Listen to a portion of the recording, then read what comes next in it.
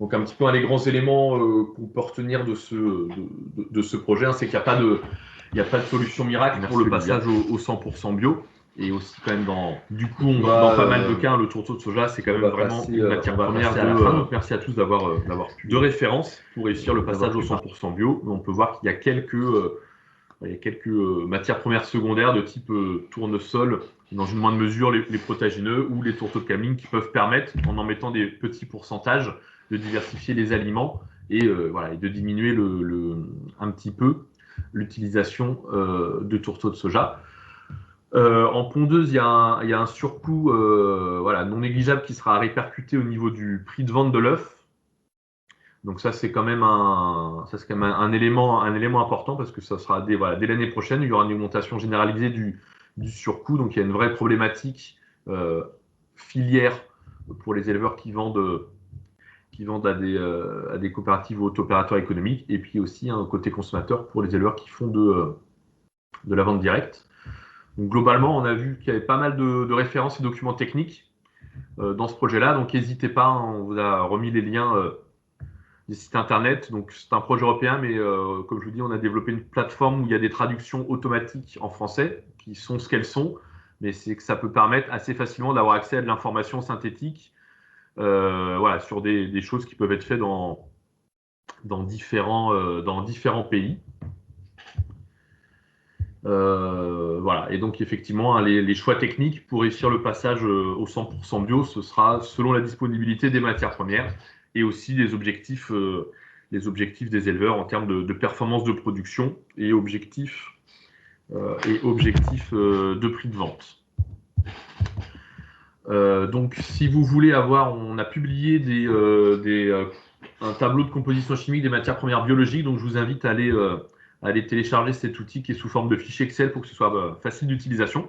Donc ça, c'est vraiment quelque chose, donc c'est dans le cadre d'un autre projet, hein, mais c'est quelque chose d'assez nouveau pour le coup. Et donc c'est vraiment un outil qui compile des références spécifiques en bio, et donc ça n'existait pas encore avant. Donc je vous invite vraiment à aller le consulter.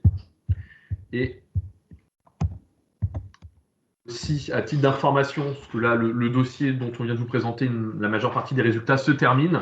Par contre, il y a un dossier qui va prendre en partie le relais, qui s'appelle Valorage, donc qui est piloté par la Chambre des Pays de la Loire et Initiative Bio-Bretagne.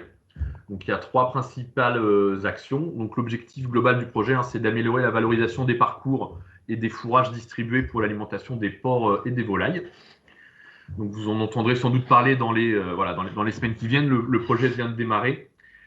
Et donc il y aura en gros il y aura tout un dispositif d'enquête qui va être mis en place pour répertorier les pratiques des éleveurs en termes d'utilisation des parcours, distribution de fourrage pour des porcs, et avec un suivi dans le temps, avec des groupes de discussion des éleveurs. Donc ces groupes sont majoritairement dans l'Ouest. Voilà. Ensuite, il y a tout un volet pour déterminer l'intérêt nutritionnel des fourrages pour les porcs et les volailles. Donc il y aura, à titre d'information, il y aura à peu près 8 fourrages qui vont être choisis et sélectionnés. Et l'objectif, ce sera de vraiment déterminer précisément la valeur nutritionnelle des fourrages pour des monogastriques, parce que c'est globalement peu renseigné, donc distribués ou sur parcours.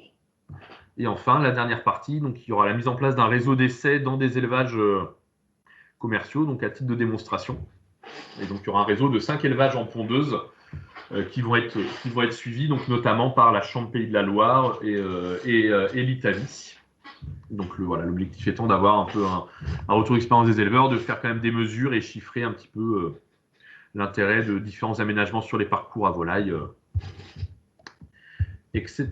Voilà, donc pareil, si vous voulez plus d'infos, vous pouvez m'envoyer un mail et moi je pourrais faire suivre à Mélanie Goujon, hein, qui est la responsable du projet, je crois qui participe aujourd'hui. Donc si vous avez des questions sur ce dossier, peut-être qu'elle peut vous répondre dans le chat. Alors, un dernier élément, donc on vous a balayé pas mal de sujets. On aimerait bien que vous preniez une ou deux minutes pour nous lister un petit peu, vous, quelles sont les suites à donner au webinaire d'aujourd'hui, donc à la fois en termes de travaux de recherche, hein, parce qu'évidemment, on ne peut pas répondre à toutes les questions. Donc peut-être quels sont selon vous les sujets prioritaires en termes de travail de recherche. Et aussi, est-ce qu'il y a des moments de discussion à prévoir par la suite ou autre, en plus de projets de R&D? Comment êtes-vous intéressé aussi pour avoir accès aux informations? Je vous ai montré des liens Internet avec des sites Internet qui centralisent les infos au fur et à mesure, savoir si c'est suffisant. Donc, quelles sont les suites à donner d'un point de vue connaissances nécessaires et projets de R&D, et aussi plus communication, diffusion des résultats. Voilà, donc le lien a été envoyé, le lien vient d'être envoyé, je vous laisse cliquer, donc c'est menti.com, et je laisse afficher le code là pour 2 minutes, hein, le temps que vous puissiez saisir vos réponses dedans.